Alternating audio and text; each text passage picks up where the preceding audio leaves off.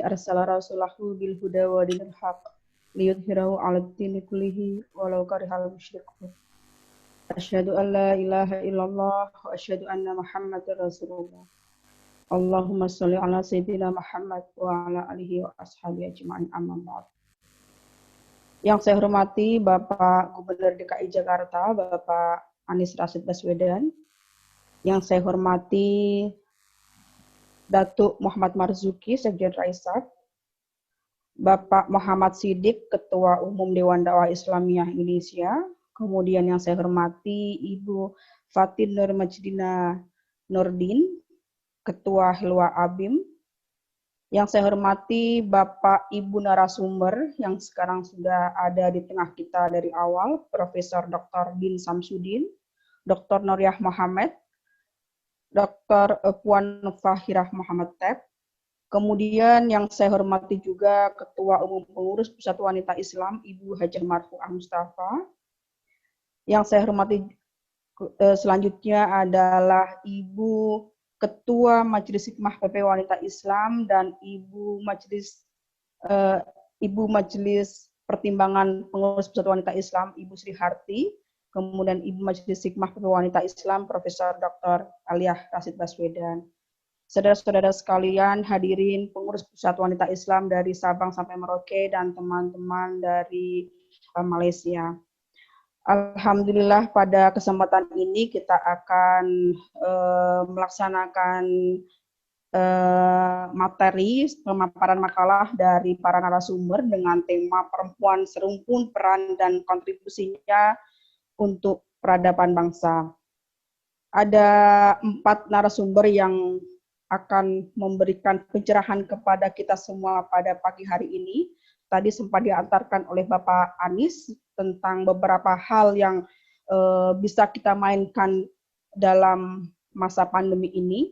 Kemudian nanti akan kita mendapatkan pencerahan dari beberapa narasumber. Untuk narasumber yang pertama, saya membacakan dulu riwayat singkat beliau. Yang pertama adalah Profesor Dr. Haji Muhammad Sirajuddin Samsudin, sering kita sapa dengan Pak Din Samsudin. Beliau lahir di Sumbawa, NTB, tanggal 31 Agustus tahun 1958.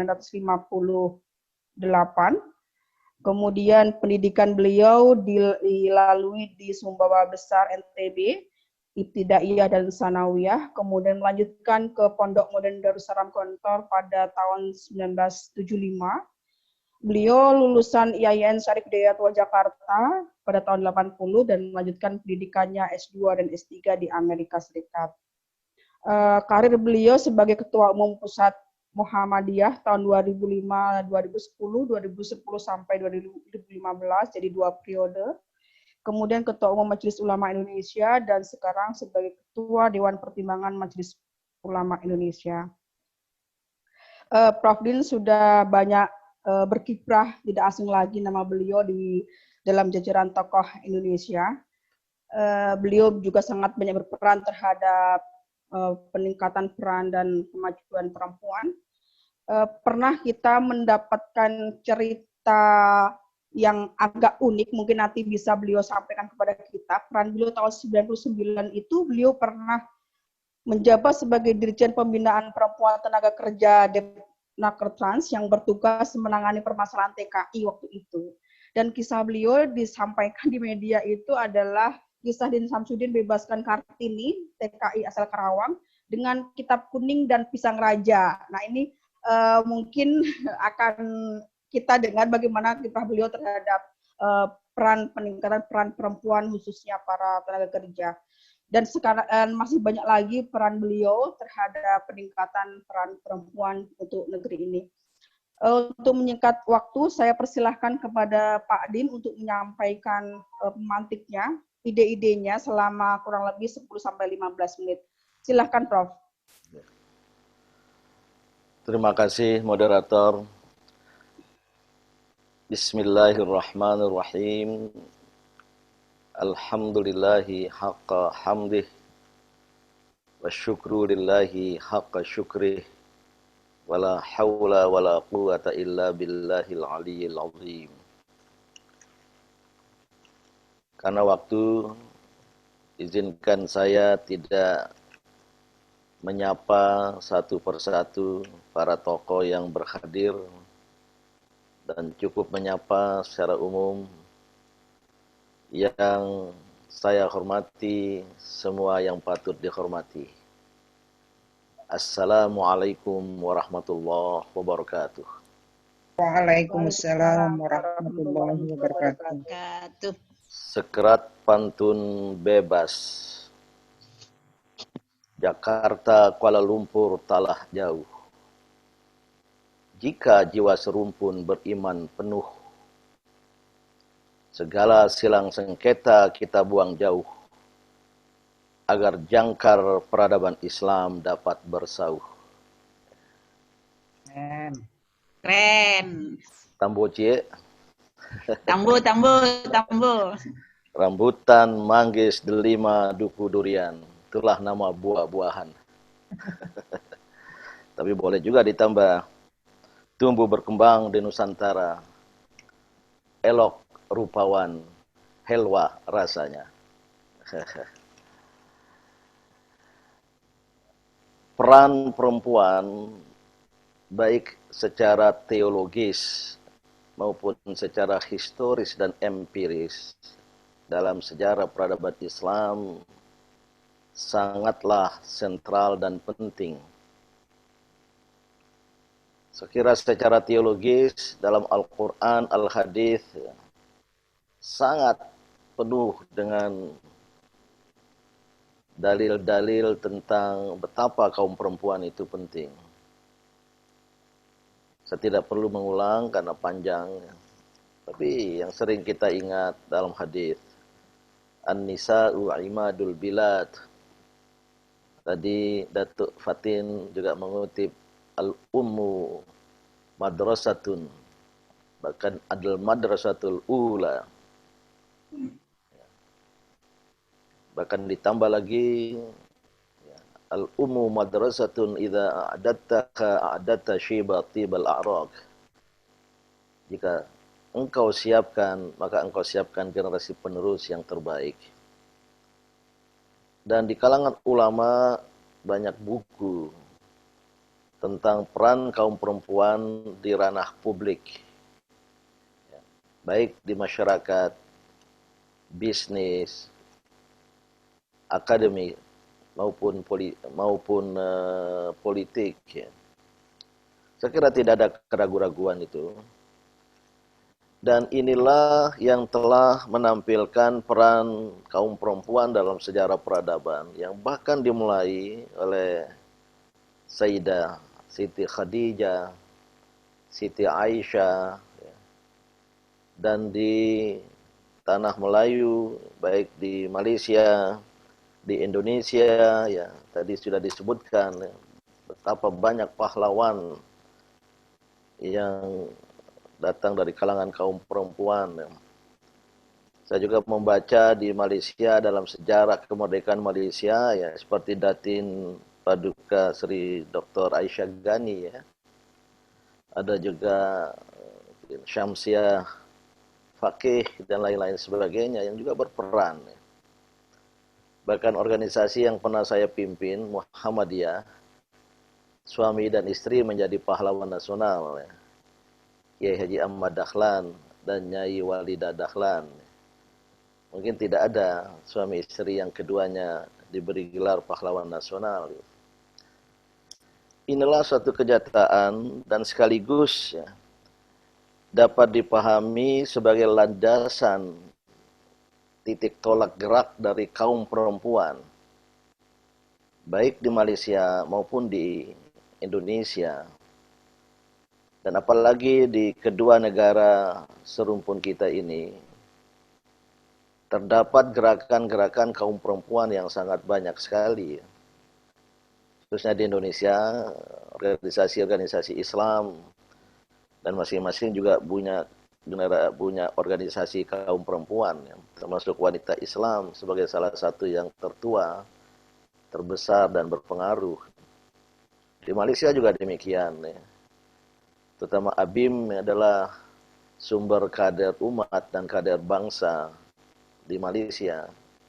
Dan saya baru tahu ternyata ada Helwa Abim. Ya. Tadi disebut Profesor Dr. Siddiq Fadil. Datuk Fatin tolong sampaikan salam takzim saya kepada beliau ya. Insya Allah, anaknya ada di sini. Oh, anaknya ada ya. Iya. Saya pernah kenal juga seorang putri beliau, saya lupa namanya ya. Nah, bagaimana ke depan? Ini yang paling penting. Terutama dalam konteks mengisi kemerdekaan kedua negara. Indonesia insya Allah besok ya, memperingati 75 tahun kemerdekaannya. Malaysia insya Allah pada tanggal 31 Agustus, tepat pada milad saya, ulang tahun saya.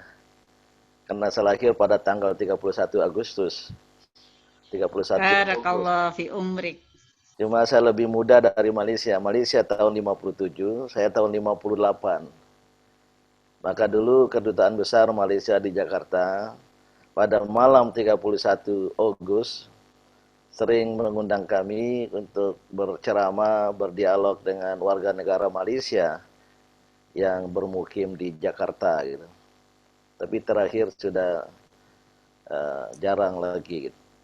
Nah, ibu-ibu dan bapak-bapak ya, peran kaum perempuan ke depan sangat penting, tetap strategis dan vital. Apalagi jumlah kaum perempuan di dunia ini semakin bertambah. Ya. Kalau tidak salah sudah melebihi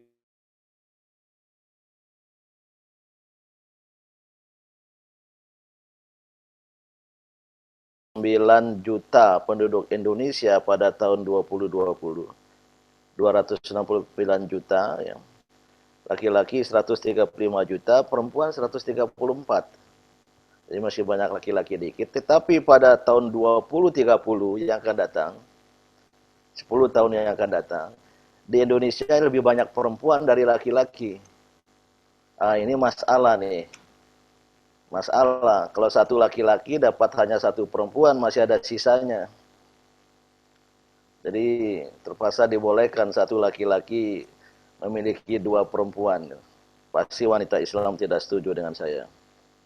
Di Malaysia juga hampir sama ya, 32 juta penduduk Malaysia, 16 juta laki-laki, 15 juta perempuan. Ya. Dan ada tren ke depan, ya, kaum perempuan akan bertambah. Dan oleh karena itu peran kesejarahannya dalam berbagai bidang juga harus bertambah. Nah, bagaimana kaum perempuan di dua negara kita ini? Ya. Mari saya mulai dengan sebuah proyeksi yang bersifat ilmiah. Ya. Tak terkecuali dari Profesor Dr. Fazlur Rahman, ya, jadikan Muslim yang pernah menjadi mahaguru di University of Chicago, Amerika Serikat, guru dari Cak Nur, Nurholis Majid, Syafi'i Ma'arif, dan lain-lain, yang sudah lama sekali dalam buku beliau itu memprediksi bahwa kebangkitan dunia Islam, kebangkitan peradaban Islam akan bermula dari Indonesia dan Malaysia. Salah satu alasan yang beliau sampaikan dalam prediksi proyeksi itu karena ada infrastruktur pendidikan yang baik. Adanya lembaga-lembaga pendidikan, university yang sekarang Malaysia, alhamdulillah, Datuk Marzuki ya, tumbuh berkembang gitu. Lembaga-lembaga university, mohon maaf, sejak tahun 50-an, 60-an, 70-an, Malaysia mendatangkan guru-guru dari Indonesia. Namun sekarang, jumlah penuntut Indonesia di Malaysia, penuntut itu mahasiswa, pelajar, jauh lebih banyak dari penuntut Malaysia di Indonesia. Karena ada Higher Education Center for Academic Excellence, universitas-universitas yang bagus, ya, IAIU, ya. Selain yang lama, University Malaya, UKM, ya. Betulan saya pernah berkunjung semua, dan terakhir juga mendirikan UIM, ya, Universitas Islam Malaysia. Ya. dan juga di Indonesia juga berkembang ya. Nah, yang ingin saya katakan adalah ya, maka apa yang diproyeksikan termasuk oleh Profesor Fazlur Rahman tadi ini harus kita buktikan, harus kita wujudkan.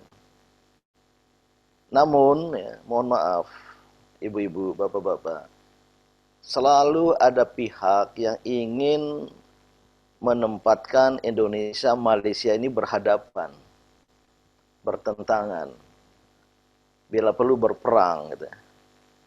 Tidak hanya pada masa lampau, saya kira sejarah kelam bagi kita semua, namun sudah ada sebuah upaya damai, islah dzatil bain, karena kita serumpun.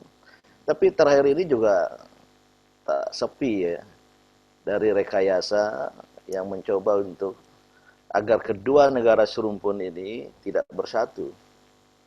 Nah, ini yang harus kita sadari. Wanita Islam, Helwa Abim, ormas-ormas Islam di Indonesia dan ormas-ormas Islam di Malaysia. Betulan Datuk Marzuki juga pernah datang ya, yang menyebut diri koalisi dari Islamic Organization Malaysia. Waktu itu masih dipimpin oleh Allah Yarham ya, di Perkim ya. Saya lupa nama beliau ya. Nah, maka suatu waktu ketika terjadi krisis ambalat ya, antara Indonesia dan Malaysia, sekarang juga belum selesai. Saya memprakarsai silaturahim kunjungan ke Malaysia. Alhamdulillah, dalam 2 hari dapat dipenuhi. Saya mengajak 7 ketua umum, presiden dari organisasi Islam di Indonesia untuk bersilaturahim dengan Tun Abdullah Badawi yang ketika itu Perdana Menteri Malaysia, dan kami diterima oleh beliau. Saya yang memimpin ya. Mungkin Pak Siddiq ikut waktu itu ya, saya lupa ya. Pak Lah, mohon masalah ambalat dapat diselesaikan dengan semangat ukhuwah Islamiyah. Mohon Pak Lah segera menelpon Presiden SBY, logat Indonesia. Waktu itu Pak Lah menjawab, tak ada hasrat setakat pun untuk bergaduh. Mau ribut-ribut. Besok hendak telepon Presiden SBY. Selesai. In 1 minute, less than 1 minute, a mission has been accomplished. Misi tercapai kurang dari 1 menit. Akhirnya waktu itu sebagai ketua rombongan tokoh-tokoh Indonesia, saya berdiskusi tentang Islam Hadori gitu. Dan kemudian lebih dari 1 jam kita berdiskusi tentang Islam Hadori. Wartawan, pers sudah menunggu di luar. Yang seharusnya hanya setengah jam, 30 menit. Kok jadi 2 jam, jadi 1,5 jam. Mereka menduga-duga apa yang terjadi di dalam sana. Padahal selesai. Alhamdulillah. Nah, inilah yang harus kita lakukan, dan Pak Lah bagus sekali. Saya ingat, saya share di sini. Saya pindahkan istilah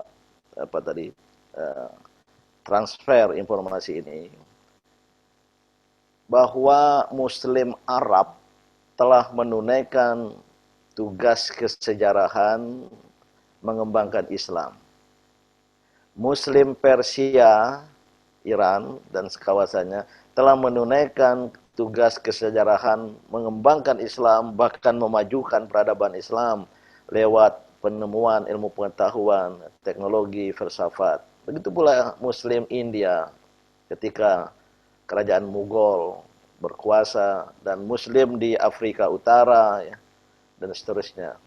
Maka abad ke-21 adalah masa tanggung jawab untuk Muslim Asia Tenggara.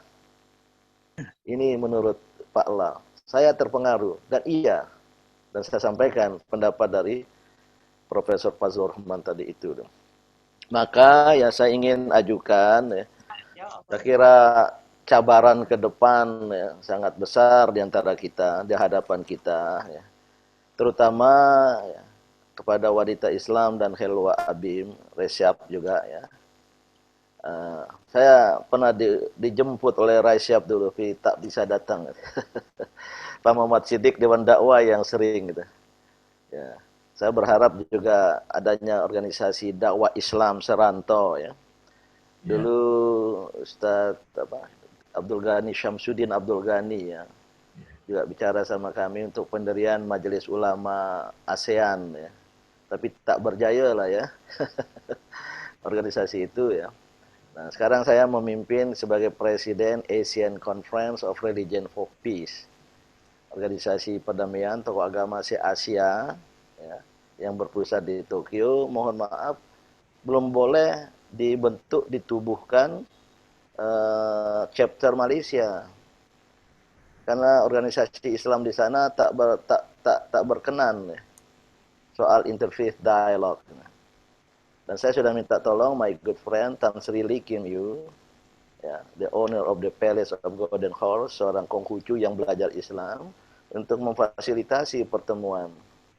Banyaklah karena waktu panjang saya sebut nama-namanya, tapi tak boleh, tak diterima gitu. Padahal saya ingin ya, ada chapter Malaysia untuk menjadi pendukung dalam dialog-dialog. Nah, apa yang kita hadapi sekarang adalah sebuah perkembangan geopolitik, geoekonomi global yang menghampiri kawasan kita. Dengan apa yang disebut the emergence of East Asia, kebangkitan Asia Timur, dan the rise of China, kemunculan China secara khusus itu.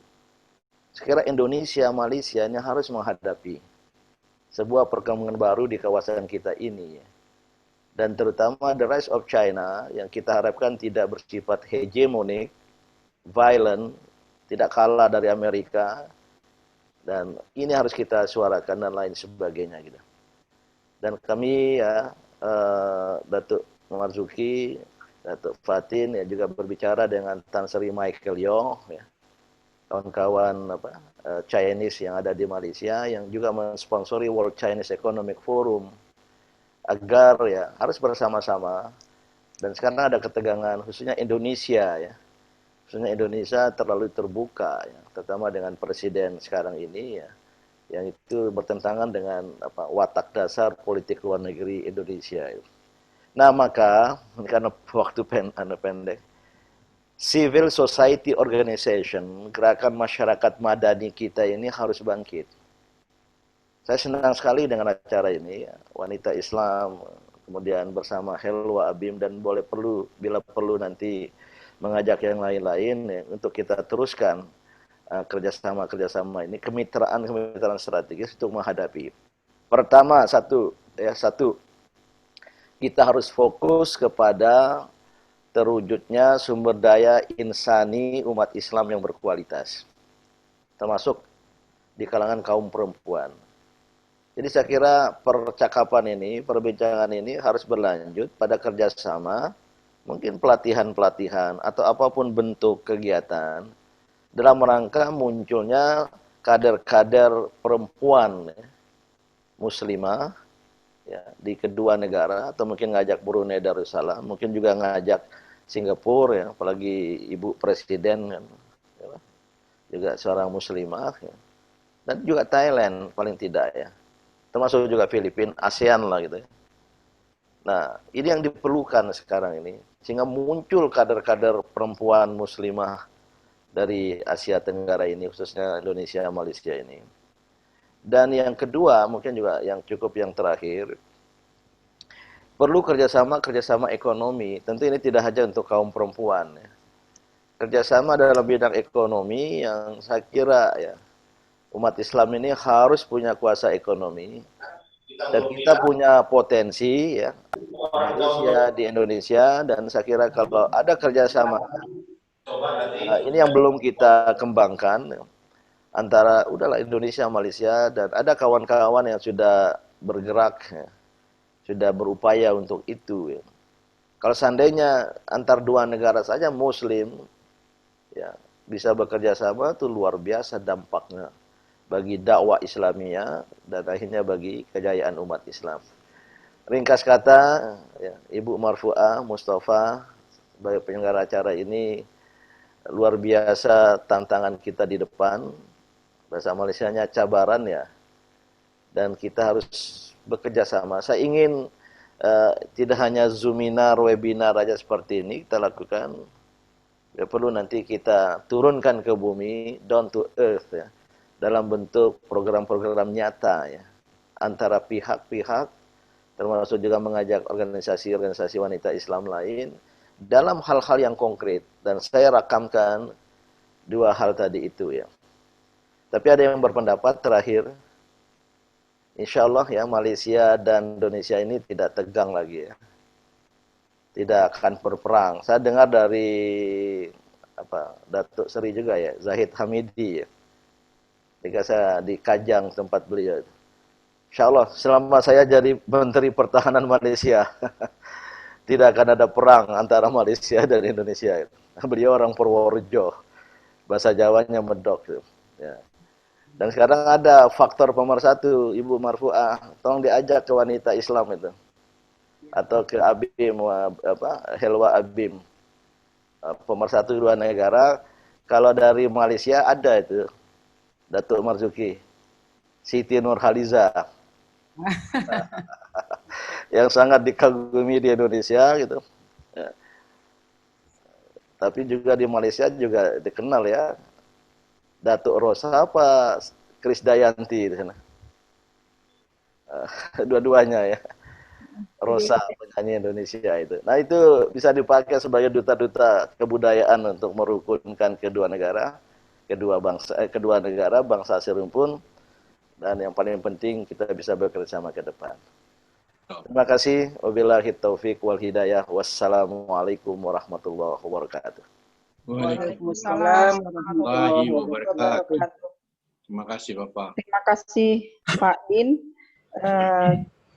Selanjutnya adalah narasumber kita yang kedua. Beliau adalah Ibu Faridah Muhammad Tef.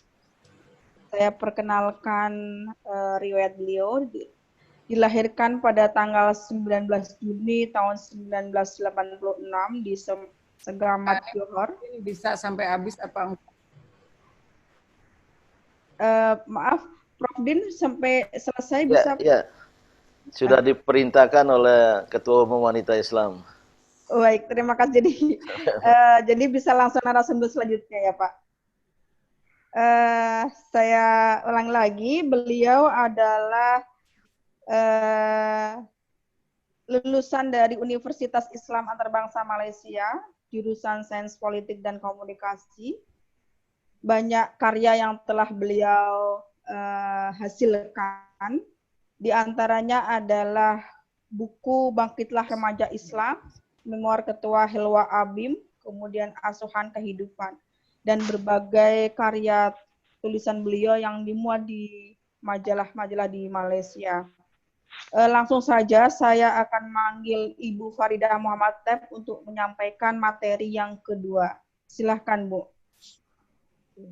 Bismillahirrahmanirrahim. Assalamualaikum warahmatullahi taala wabarakatuh. Waalaikumsalam warahmatullahi wabarakatuh. Bagi moderator, Ibu moderator, terima kasih pada Pemisi Majlis, Ibu Ina yang dihormati, Bapak Anis Syakir, Governor DKM Melangkat Kedah pada seminar kali ini. Yang seterusnya yang berusaha Datuk Muhammad Zuki, Utusan Agung Raisab, yang berbahagia Bapak Muhammad Siddiq, yang berusaha Hajah Marfuah, Mustafa, Utusan Agung Abi yang mengikuti secara maya lah, dan semua para narasumber dan hadirin dan hadirat sekalian. Okey, saya mengucapkan selamat menyambut ulang tahun Hari Kemerdekaan Indonesia. Saya di sini mewakili Helwa Abim lah dari Malaysia untuk berkongsikan pengalaman Helwa dalam mengisi makna kemerdekaan.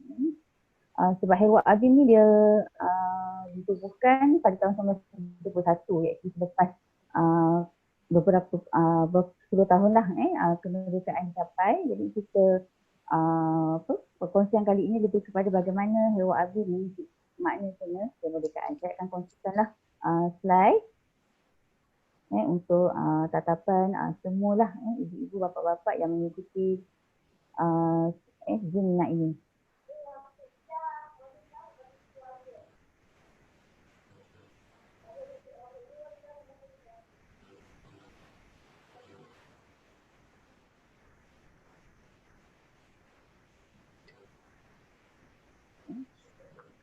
Boleh ya, saya minta apa ni host untuk apa benarkan screen sharing. Boleh, Mbak Farida sebentar. Dewi jadikan co-host Bu Faridanya Dewi. Ya, silakan.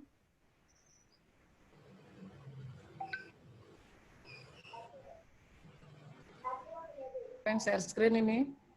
Okey, boleh ya dilihat? Boleh sila ya. Okey,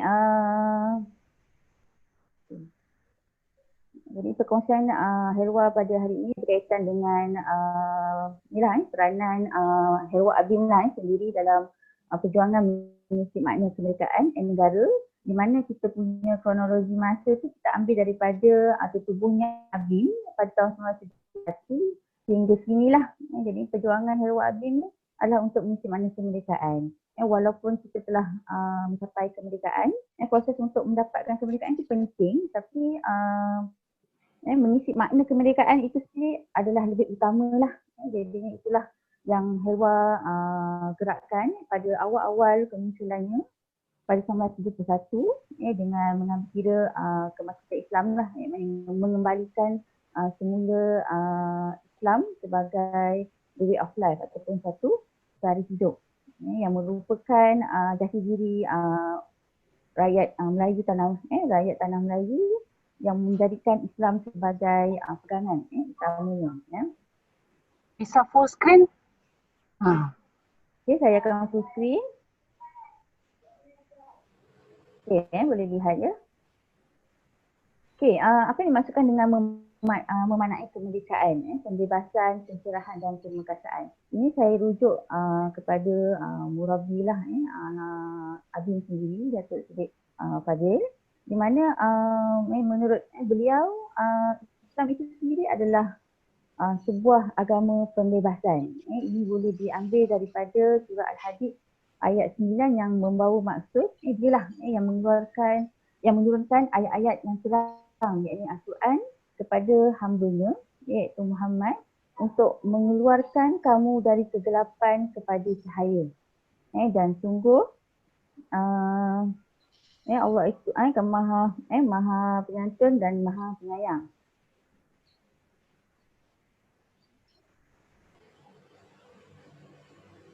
Jadi kat sini kita boleh simpulkanlah bahawa Islam itu adalah agama pembebasan dan itulah hakikat Islam yang mengeluarkan manusia daripada kegelapan jahiliah kepada cahaya lah. Islam itu membawa cahaya, memberi sinar lah dalam konteks sejarah tanah Melayu.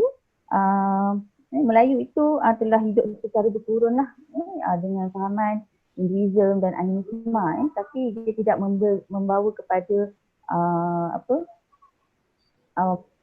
pembangunan masyarakat tanah Melayu.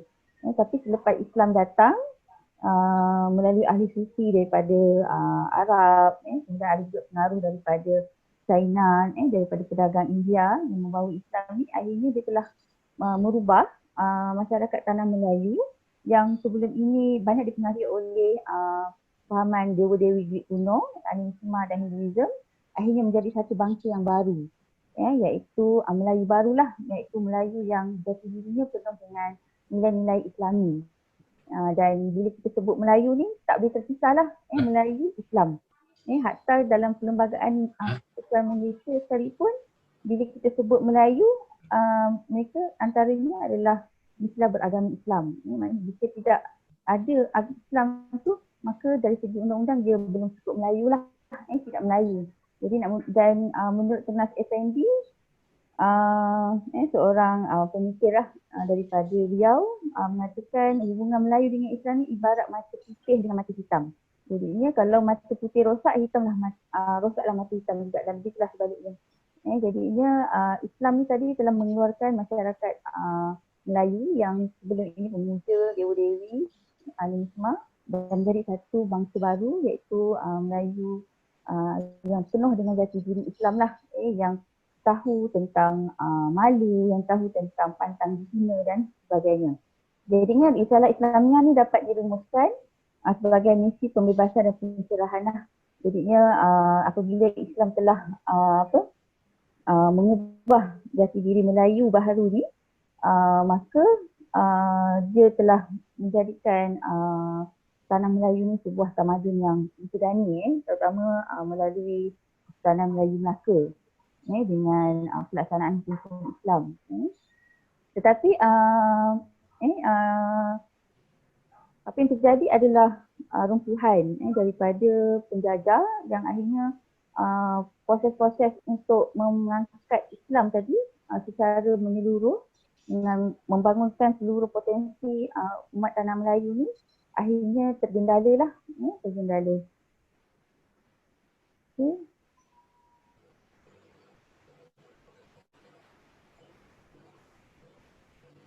Kemudian kita lihat era pasca merdeka, bagaimana untuk mengisi kemerdekaan yang bermakna cabaran lah. Jadinya rumpuhan penjajahan daripada kuasa Portugis, Belanda, Britain telah bukan saja merosakkan sosial ekonomi, tapi juga telah memberi kesan kepada malapetaka yang teruk lah kepada kita punya jati diri, budaya dan sebagainya. Jadi proses untuk mengisi makna kemerdekaan tu, cabaran yang terbesar adalah bagaimana nak membangunkan jiwa merdeka. Dan ia merupakan agenda yang terpenting lah yang tidak boleh dikompromikan. Dan itu merupakan antara perjuangan utama lah, termasuklah gerakan-gerakan Islam seperti ABIN dan sebagainya di tanah Melayu dan Malaysia seterusnya. Kemudian kemerdekaan harus diisi dengan usaha pembinaan watak bangsa dengan nilai al-izah seperti mana saranan dalam Al-Quran lah, iaitu untuk mendidik rakyat tentang erti harga diri, maruah, kehormatan sebagai satu yang termahan dan menjadikan diri sebagai satu bangsa pantang dunia lah. Jadi dalam tempoh hampir 5 abad kita dijajah, tanah Melayu dijajah, kita boleh lihat kerosakan-kerosakan watak Melayu akibat daripada penjajahan tersebut. Jadinya cabaran utama untuk mengembalikan semula makna kemerdekaan yang sebenar adalah untuk mengembalikan semula pembinaan jati diri bangsa, iaitu dengan nilai al-izah lah seperti mana saranan Islam, iaitu mendidik harga diri lah. Sebab itu kita ada istilah seperti air muka dan sebagainya lah untuk menunjukkan betapa harga diri itu sangat penting sebagai sebuah bangsa merdeka. Dan kebebasan hakiki yang dimaksudkan sini adalah pembebasan minda dan jiwa. Minda dan jiwa yang bebas daripada belenggu penjajahan lah. Sebab tempoh penjajahan yang panjang itu menyebabkan kita rasa rendah diri. Kita mengagumi barat dan kita rasa kagum dengan mereka dan sehingga kita ikut mereka punya budaya untuk maju dan sebagainya dengan mengambil mereka punya prinsip lah. Sedangkan kita telah ada pun Islam yang sebelum ni pun kita membangun, tanah Melayu membangun pun adalah kerana Islam. Melayu mencapai maruahnya pun dengan Islam. Dan apabila dijajah tadi, apabila sebahagian yang terkesan tadi memilih selain Islam tadi, akhirnya kita boleh lihatlah kita tak lihat kita penuhnya merdeka kerana kita boleh lihat dari segi aspek jati diri kita punya minda tu lagi masih lagi ada pengaruh-pengaruh penjajah.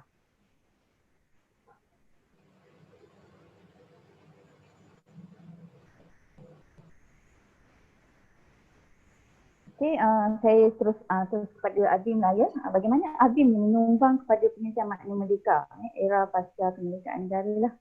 Kita boleh lihat ini antara gambar-gambar lah yang kita dapatkan daripada arsip bagaimana perjuangan Abim lah, termasuk Herwa sebagai gerakan wanita yang sama-sama mengisi makna kemerdekaan tu seperti kita menerapkan semula, mengangkat semula syiar identiti wanita Islam lah dengan hijab, kemudian kita banyak mengadakan seminar tentang budaya dan Islam dan pelbagai lagi lah.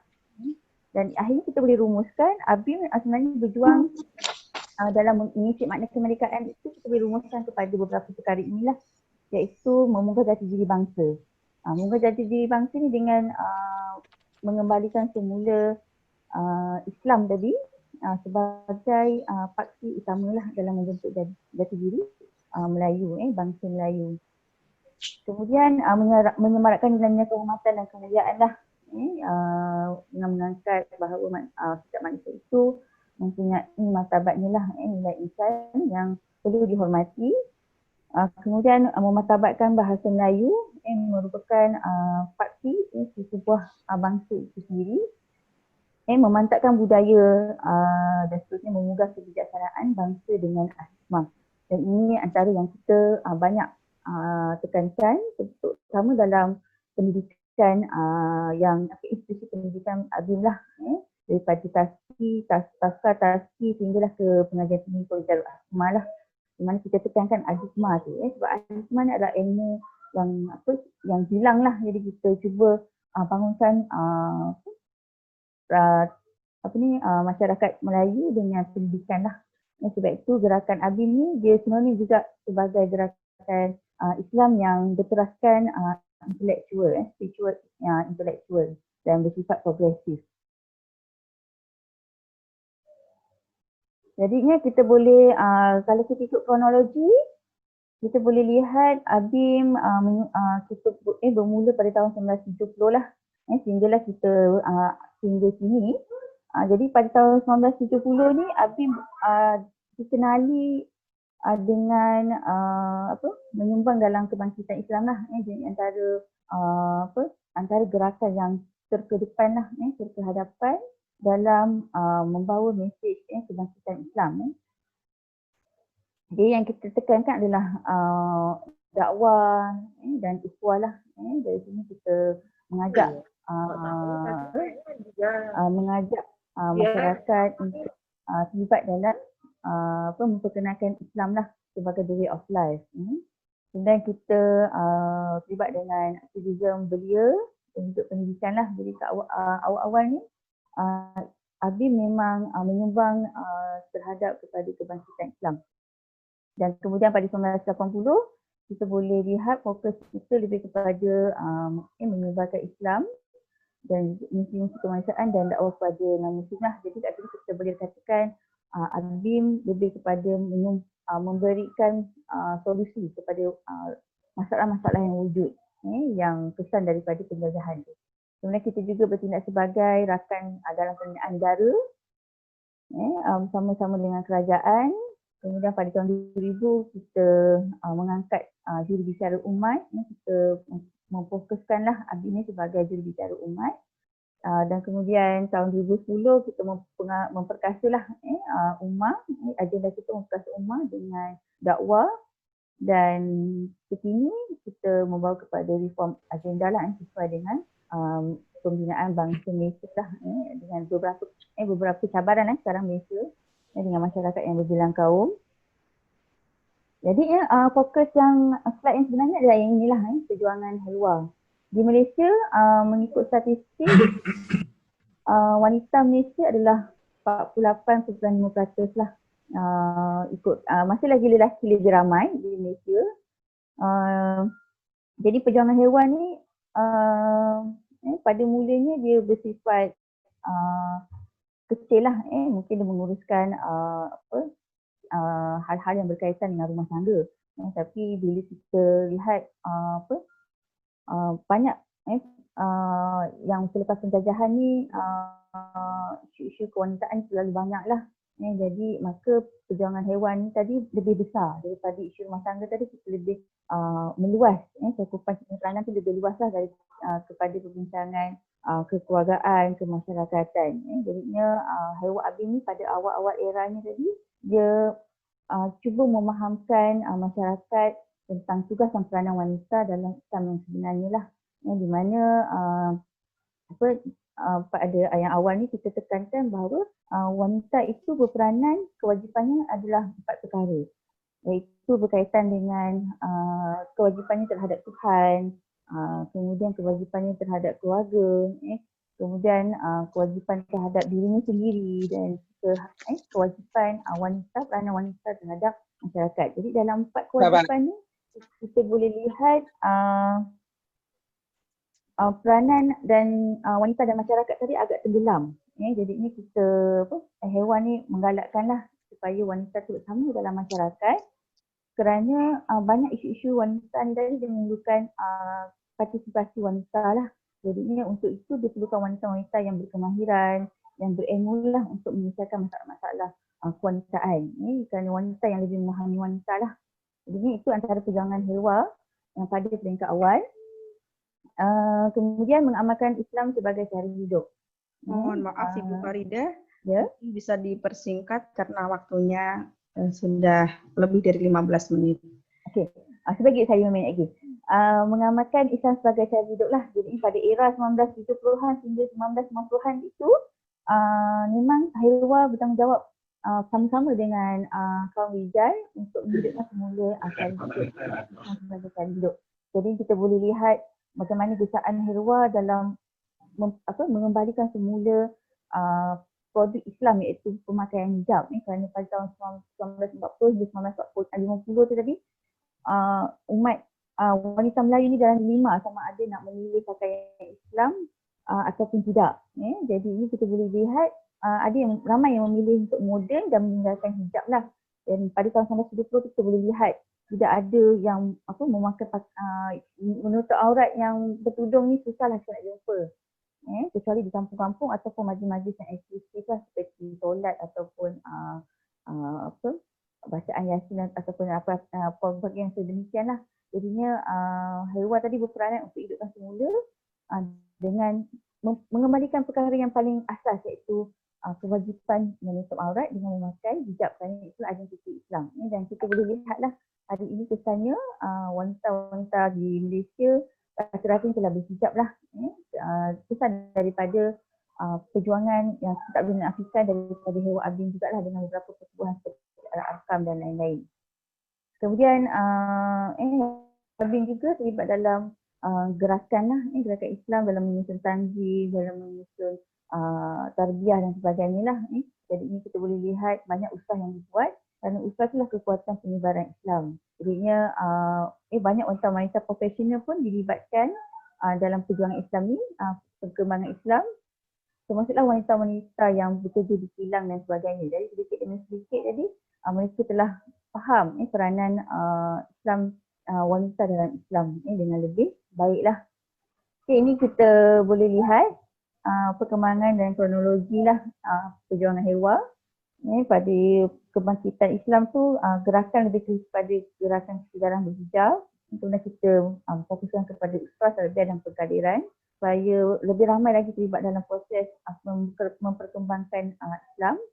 Kemudian kita menubuhkan sistem sokongan terhadap wanita, kerana kita nak libatkan ramai wanita yang berkejaya ni untuk menyumbang kepada pembangunan negara. Jadinya kita nampak kekalangannya adalah tasfi dan taska, maka kita berusaha untuk menyediakan keperluan tersebut. Kemudian memfokuskan perundangan dan keluarga Islam dengan faham-faham yang betul lah berkaitan dengan hak-hak wanita dalam Islam. Dan kemudian kita boleh lihat pada tahun 2000 kita punya penumpuan tu lebih kepada isu nilai jati diri lah, yang bila banyak krisis sosial, remaja dan keluarga, dan itu menjadi kita punya tumpuan hingga hari inilah. Kemudian literasi undang-undang keluarga Islam, rumah kunjungan, baik Ar-Rahmah, dan semua yang berkaitan dengan kemasyarakatan yang menjadi keras lah. Jadi itu antara fokus Helwa pada hari inilah. Ini saya rasa itu sahajalah. Sebenarnya ada banyak lagi. Ini antara yang bahan-bahan daripada arsip lah. Ini adalah pakaian yang Abidin syorkan sebagai lebih sesuai dan cocok dengan penampilan wanita Islam lah. Yang pada mulanya memang ditolak. Tapi kita boleh lihat perkembangan sini, kita telah terimalah, diterima. Ini kita punya tokoh-tokoh lah yang telah memimpin Helwa, dan mereka bergerak secara berpasukan lah untuk membawa agenda Helwa dalam mengisi makna kemerdekaan supaya wanita-wanita kembali kepada jati dirinya lah. Okay, itu sajalah. Saya serahkan semula kepada moderator. Mungkin saya telah mengambil masa yang lebih. Okay, terima kasih Ibu. Ya, terima kasih Ibu Farida telah memaparkan beberapa sifat terjang perjuangan Hilwa Abing tentang proses pengisian upaya untuk mengisi kemerdekaan bangsa, kemerdekaan di Malaysia khususnya dalam bidang ilmu dan dakwah. Selanjutnya kita akan mendengarkan pemakalah yang ketiga yaitu Ibu Nuriyah Muhammad PhD. Saya akan membacakan singkat riwayat beliau. Beliau adalah mantan profesor dan fellow penyelidik utama di Institut Alam dan Tamadun Melayu, Universitas Kebangsaan Malaysia. Beliau banyak meneliti dan menulis khususnya di bidang sosio-budaya dalam masyarakat Jawa dan Melayu. Banyak karya yang telah diterbitkan, diantaranya adalah Jayeng Baya, Memahami Pemikiran Jawa tahun 95, Jawa di Balik Takbir tahun 2001, kemudian Syair Ken Tambunan, Susastra Panji, Sentuhan Rasa dan Fikir dalam Puisi Melayu Tradisional, Tun Syed Nasir, Mengimbau Jasa dan Menjunjung Citra, kemudian Masyarakat Jawa Johor tahun 2011, Masyarakat Banjar Johor tahun 2012, kemudian yang kita ketahui juga Benang Sari Melayu Jawa dan Hikayat Panji Jayeng Tilam pada tahun 2017. Beliau banyak menulis tentang karakteristik budaya Jawa dan sosio budaya antara Melayu dan Jawa. Tanpa panjang lebar, saya persilakan kepada Ibu Nuriyah Muhammad PhD untuk menyampaikan pemikirannya. Waktunya sama antara 10 sampai 15 menit. Silakan Ibu. Ya, terima kasih kepada Ibu Moderator. Boleh dengar suara saya ya? Boleh dengar? Jelas Bu, ya. Okey, terima kasih banyak ya. Dan Assalamualaikum warahmatullahi wabarakatuh. Dan mungkin apa yang ingin saya bicarakan bukan sumbangan atau menang, tapi saya ingin terangkan atau perkenalkan siapa perempuan. Sebab judul yang diberi pada saya itu ialah perempuan. Jadi saya bila Saudari Fatin menelpon saya, Prof boleh tak berbicara? Saya kata saya mungkin akan berbicara tentang apa makna perempuan itu sendiri. Itu dia. Dalam perspektif budaya Melayu, saya ingin terangkan budaya Melayu. Ya.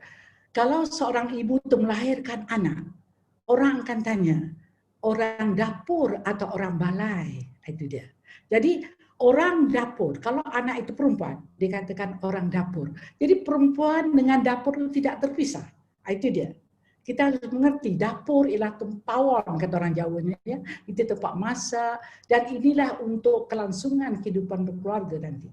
Tapi yang penting ya pada saya, perempuan, kalau dalam perempuan ada maknanya dalam tulisan saya tunjukkan di sini ya, perempuan dia lepas lahir, dia bertukar-tukar status. Ada bertukar menjadi darah sunti, darah pingitan. Jadi menarik sekali. Dan pada waktu inilah ibu bapa harus menjaga anak-anak gadis ini supaya tidak menjadi kelapa di tebuk tupai. Saya mengharapkan mungkin ibu-ibu boleh mengerti tentang kelapa di tebuk tupai di sana. Mungkin ya. Boleh ibu marfu'ah atau siapa boleh mengerti insya-Allah. Jadi dalam hal ini saya agak berbeza. Saya melihat apa pengertian perempuan di situ. Ya, perempuan kalau dalam Melayu je. Ini saya dapat sebab bidang saya ialah kajian teks lama. Saya bukan seorang yang aktivis seperti Ibu Farida yang tentang Abim. Saya agak berbeza, itu dia. Jadi dalam hal ini saya mendapat apakah pengertian perempuan. Ya, huraian pernah diberikan oleh Engku Puteri Raja Hamidah, seorang bangsawan Johor Riau dalam risalah Nisha Sifat Al-Zakir di situ ya. Dan saya dapatkan pandangan beliau. Apakah perkataan perempuan? Kita harus kenal diri kita dulu. Siapa kita? Itu dia perempuan ya. Dari tulisan Jawi para mim pa waw nun, perempuan. Jadi fa, apa itu fa? Artinya fasih. Lidah itu berfasih membaca Al-Quran, fasih memberikan kata-kata yang baik. Ini dia. Jadi mulut ini sentiasa dalam Islam kita disuruh senyum, sebab senyum itu sedekah. Betul ya dalam hal ini. Jadi dalam hal ini fa ya, lepas tu ra tu ramah. Jadi wanita itu, perempuan itu harus ramah, harus bertegur sapa, harus tersenyum dan memberikan kata-kata yang mendukung. Ini dia penting sebagai perempuan ya. Dan lepas itu mim, para mim tu malu. Kita harus punya harga diri. Kita harus rasa malu untuk melakukan sesuatu yang tidak baik, yang bercanggah dengan agama dan budaya kita. Ini penting, mim. Justru itu dalam pakaian orang Melayu dikenali dengan pakaian baju kurung. Pastinya ibu-ibu di Indonesia kenal dengan pakaian baju kurung kan? Itunya baju dengan kain yang ada lipat-lipat di tepi ya di situ. Baju kurung. Kenapa dinamakan baju kurung? Ini penting sebab kurung apa yang dikurung ialah maruah diri, harga diri sebagai wanita. Ini penting. Apa saya ya. Lepas tu mim malu satu ya, mim malu. Yang wow tu para mim wow wangi. Wanita itu harus tahu menjaga tentang kebersihan diri, kebersihan keluarga dan kebersihan lingkungan. Ini penting. Kalau saya nak uraikan kitab satu memang mengambil waktu di sini. Ya, jadi dalam hal ini saya cuma terangkan wangi itu ialah bagaimana kita berketerampilan sebagai perempuan. Artinya harus berpakaian mengikut tempat dan waktu. Ya, kalau misalnya kita katalah pergi menziarah orang sakit, takkan kita pakai baju yang agak bagaimana? Jadi ini persesuaian. Dalam budaya Melayu ada diajarkan ini. Artinya bagaimana cara berpakaian, bagaimana cara kita bertutur kata, bagaimana kita artinya body language, artinya bahasa badan, ya, gerak badan. Dan yang nun, para mim nun itu ialah nilai. Apakah nilai sebagai perempuan? Ini penting ya. Sebab dalam Melayu itu kita lihat adat bersendikan syarak bersendikan kitabullah. Jadi Melayu itu perempuan itu tidak lepas dari garis yang sudah digariskan oleh Islam. Itu penting menurut saya. Pada saya bila bicara tentang apakah peranan wanita bernegara, apakah peranan wanita berbangsa, tapi yang penting saya harus kenal diri kita dulu. Tak kenal maka tak cinta. Kita harus kenali diri kita dulu. Ini penting pada saya. Walau kita kenal apakah kebolehan kita, barulah kita menyumbangkan apa yang boleh disumbangkan kepada family, keluarga, bangsa dan tanah air. Okey. Lepas itu, ya. Saya bicarakan tentang fa tadi, sudah saya bicarakan, dan ra ramah. Dalam ra ini dia menidakkan ataupun kita digalakkan supaya tidak bersifat riya, ujub, semua sekali. Ini diajar oleh Islam. Air saya minum ya.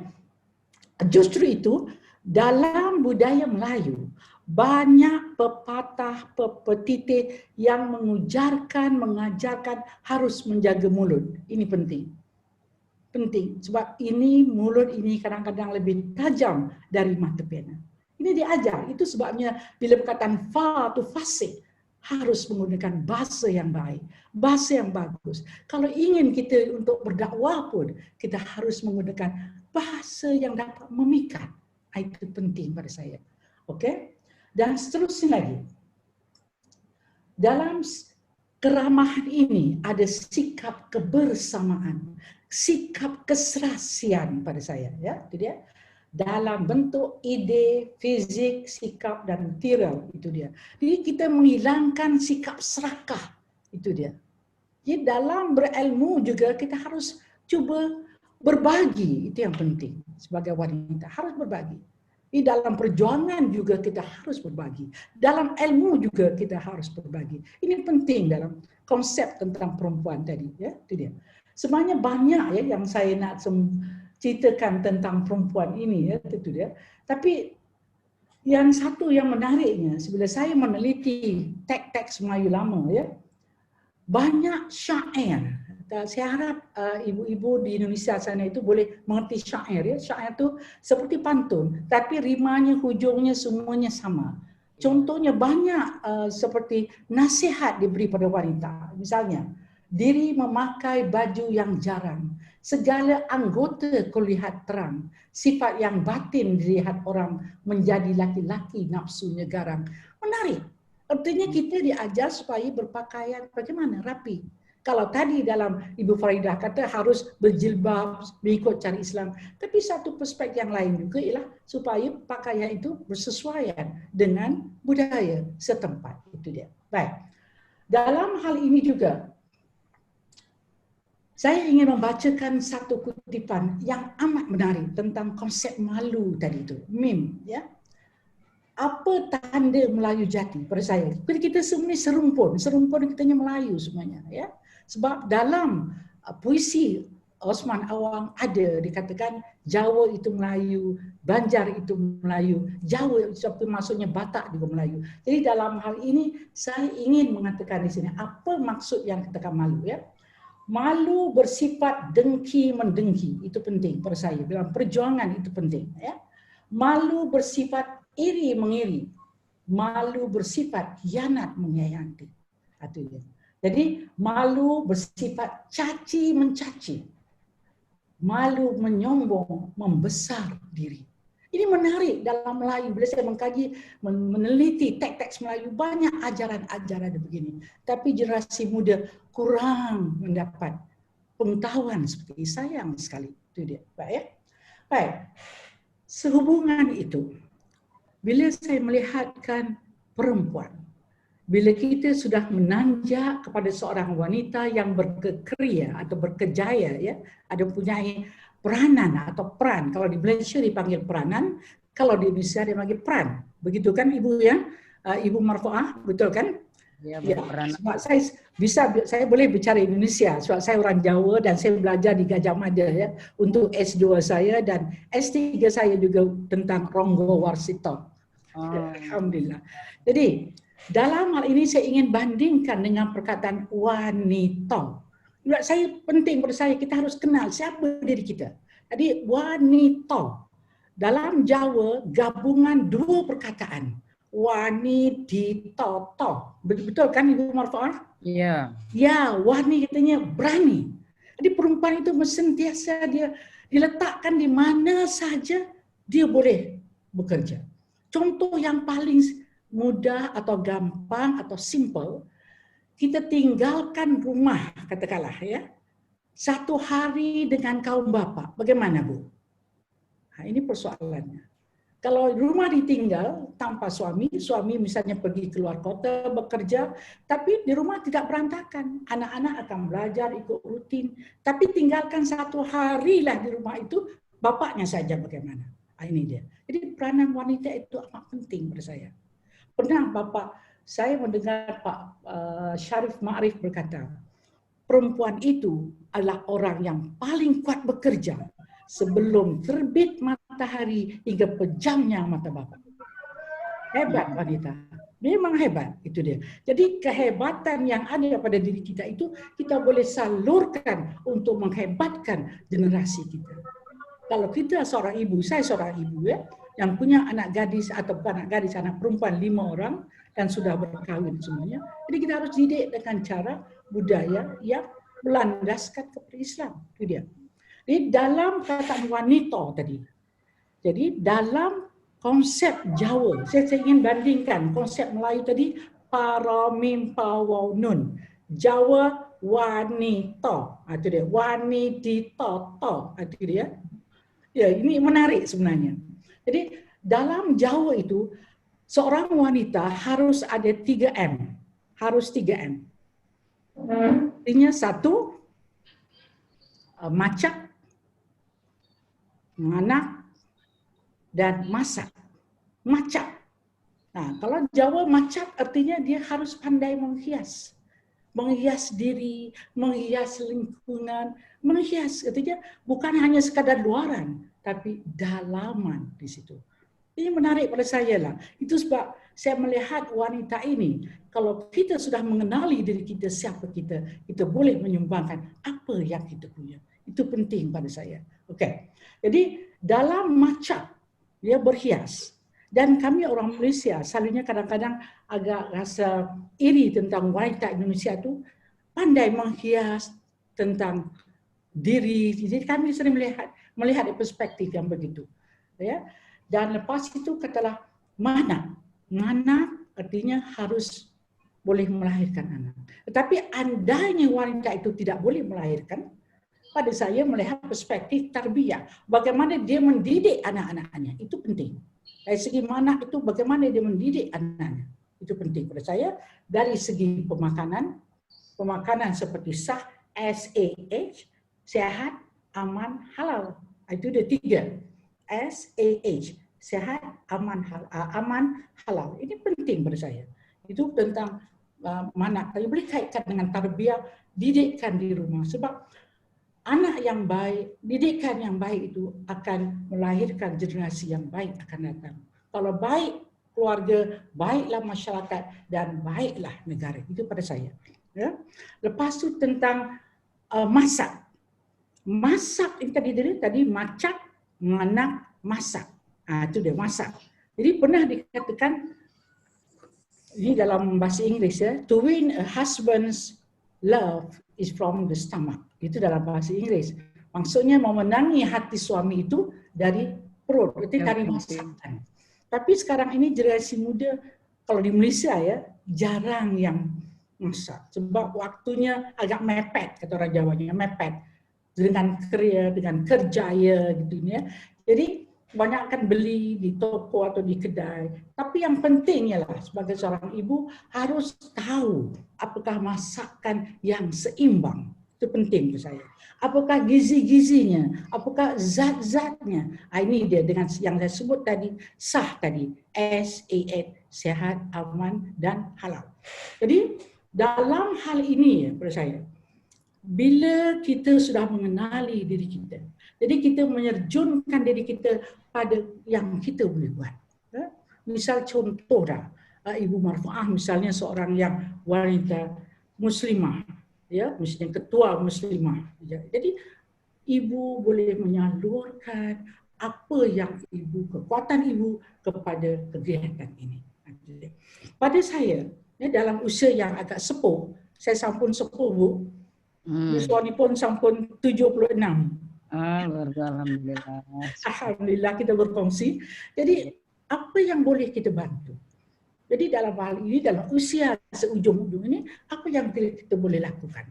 Lain dengan membaca dan menulis, dan tulisan kita boleh kita menjadikan sebagai ilmu tinggalan kita. Itu yang paling penting. Okay? Jadi mungkin punya waktu lagi, Ibu Moderator?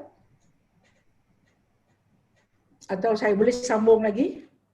2 menit lagi, Bu. Aduh, 2 menit lagi. Sebenarnya banyak yang saya ingin bicarakan. Okey. Tentang wanita itu ya, kita tidak boleh pisahkan dengan laki-laki. Sebab wanita itu konco wingking kalau orang Jawa. Ya, konco wingking, teman yang di belakang. Tapi sekarang ini saya lebih suka wanita itu dipanggil konco jejer. Ya mungkin Ibu Marfuah bisa setuju dengan saya ya, konco jejer. Sebab seperti burung ya harus punya 2 sayap. 1 sayap tidak bisa terbang.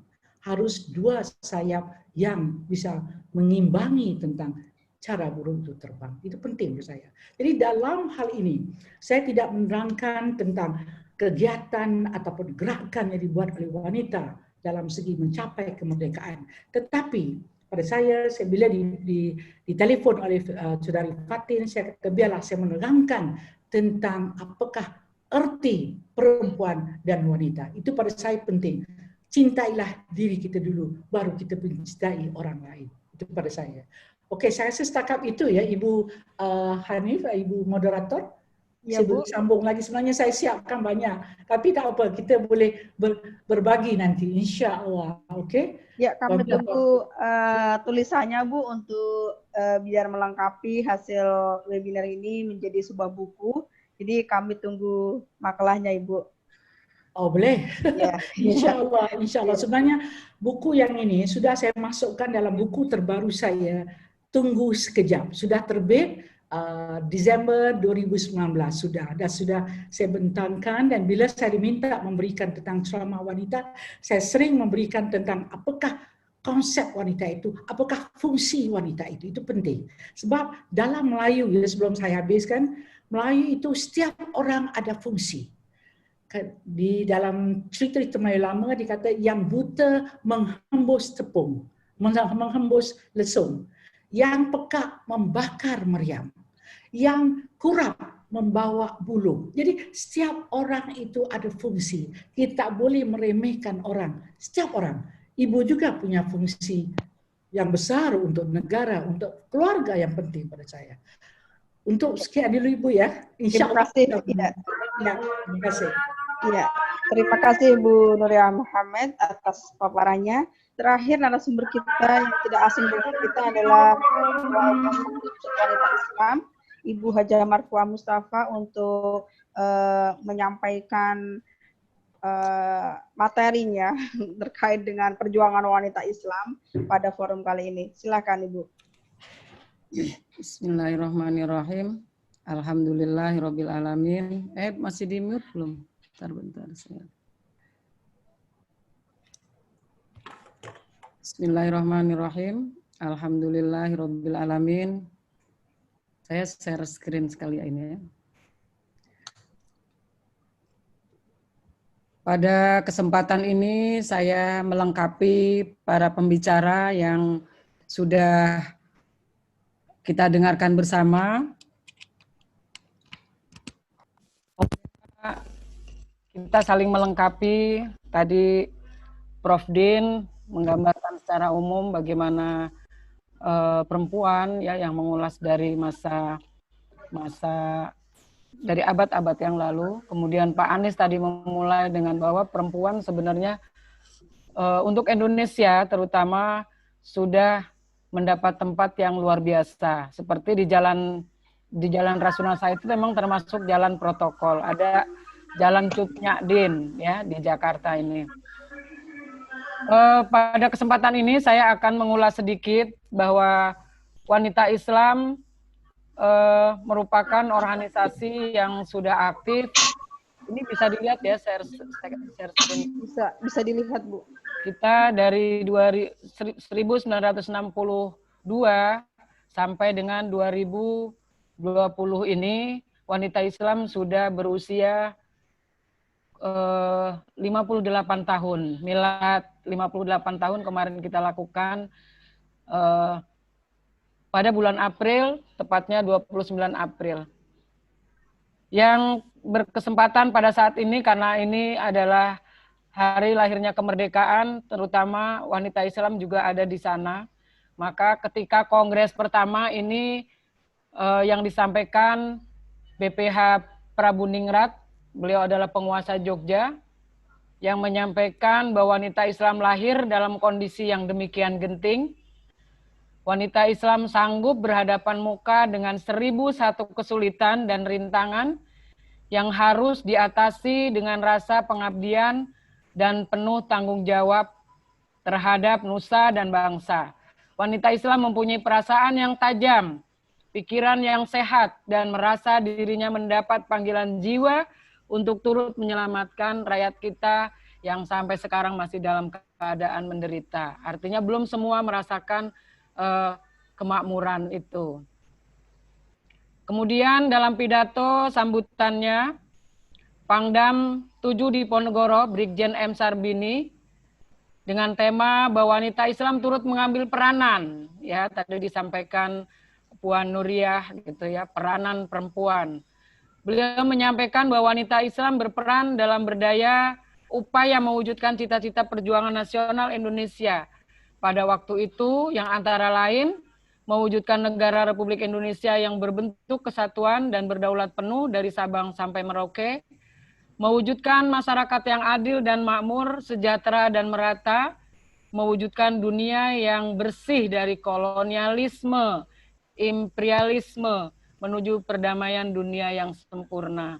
Nah ini, cita-cita besar ini yang semua belum bisa kita wujudkan. Sehingga wanita Islam mempunyai visi besarnya di wanita Islam adalah terwujudnya wanita Islam sebagai organisasi muslimah yang amanah, independen, profesional, dan unggul dalam mengatasi tantangan dan permasalahan muslimah di tingkat nasional dan regional, serta internasional. Nah ini yang kita ingin wujudkan, bahwa wanita Islam ingin menjadi organisasi yang profesional. Yang profesional ini adalah perempuan yang dia mampu memerankan diri di sektor publik. Sektor publik tadi yang disampaikan, yang Prof. Nuria sampaikan, perempuan juga harus bisa masak, mana, dan maca, ya. Masak, menjadi istri yang bisa menyenangkan keluarganya dengan menyiapkan makanan. Kemudian juga kita bisa melahirkan, menjadi ibu yang sempurna, yang bisa menyusui, yang bisa mendidik, ya ini adalah peran ibu, dan menjadi istri sebagai pendamping suami, ya. Jadi kita harus mengedepankan kepentingan keluarga. Dan kemudian berhias diri, ya memang perempuan harus menarik, kalau tidak nanti laki-laki atau pendamping hidup kita nanti akan melihat di luar yang bening-bening kalau kita tidak bisa menghias diri untuk suami kita. Nah ini, kemudian peran publik. Nah inilah yang ingin kita sampaikan, profesional di lingkungan domestik maupun di sektor publik. Kemudian ini, misi kita untuk mencapai tujuan besar tadi adalah meningkatkan kualitas keimanan dan ketakwaan, keilmuan kita, ya, menjadi pemimpin, mampu berorganisasi, dan mampu menjadi anggota keluarga dan anggota masyarakat yang baik. Dan untuk itu kita juga harus meningkatkan wawasan kita, harus terus ya menuntut ilmu terus di setiap kesempatan. Walaupun dalam kondisi COVID-19 ini kita pun tetap mengadakan Zooming misalnya untuk melakukan peningkatan kualitas.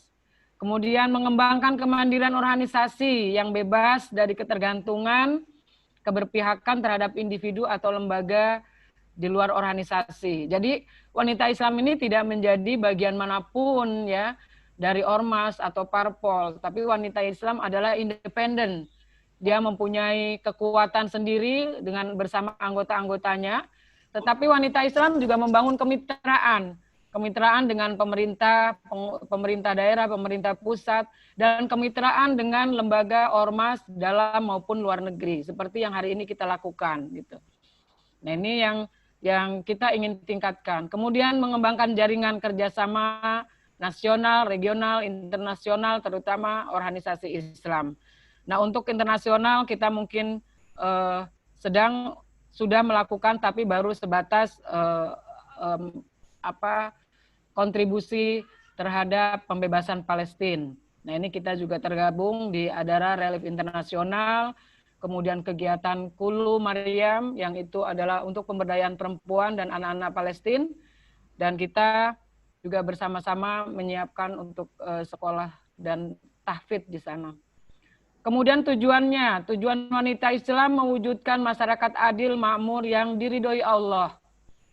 Nah ini tentu saja untuk mencapai ini kita harus mewujudkan pribadi-pribadi muslimah yang beriman, bertakwa, berakhlakul karimah, serta mampu memahami dan mengamalkan ajaran Islam dalam segala kehidupan secara kafah. Jadi kita keluarganya harus Islami, pergaulannya harus Islami, mencari nafkahnya juga harus Islami. Nah ini adalah ajaran Islam, bahwa kita memang dianjurkan untuk meniru atau memasuki Islam secara kafah. Kemudian lewat program apa wanita Islam untuk mencapai tujuan itu? Wanita Islam mempunyai 9 bidang, divisi yang bisa melakukan dalam rangka tujuan besar kita, yaitu ada dakwah, pendidikan, sosial, kesehatan, kemudian organisasi dan kaderisasi untuk pengembangan internal. Kemudian kita juga advokasi hukum untuk perempuan-perempuan yang bermasalah apa di women trafficking atau KDRT atau pekerja anak di bawah umur, ya ini adalah konsen wanita Islam. Kemudian wanita Islam juga punya konsen untuk membangun hubungan kerjasama, yaitu lewat kegiatan Humas Internasional. Ini beberapa yang membingkai kita, ya, membingkai perjuangan besar kita adalah ini, khitah perjuangan wanita Islam. 5 sila atau 5 rukun wanita Islam inilah yang membingkai program-program besar wanita Islam, ya. Yang pertama mengabdi kepada Allah, ya. Subhanahu wa ta'ala merupakan tujuan hidup, karena ini memang yang pertama, bahwa tidak aku ciptakan jin dan manusia kecuali hanya untuk beriman, mengabdi kepada Allah. Kemudian yang kedua adalah keselarasan hidup dunia dan akhirat, bahwa kita dunia adalah tempat awal kita untuk mempersiapkan diri kita ketika kita kembali kepada Allah menjadi umat yang diterima, yang diridhoinya. Jadi doa kita seperti kita sampaikan, fid dunya hasanah wa fil akhirati hasanah. Di ayat Al-Qasas 28-277 ini Allah sebutkan, wabtaghi fima ataqallah darul akhirah wa la tansa nasibakad dunya wa ahsin kama ahsanallahu ilaik wa la tabtaghil fasad fil ard innallaha la yuhibbul mufsidin. Perempuan mempunyai peran penting untuk menjaga keseimbangan ini di dalam rumah tangga, di masyarakat, ya.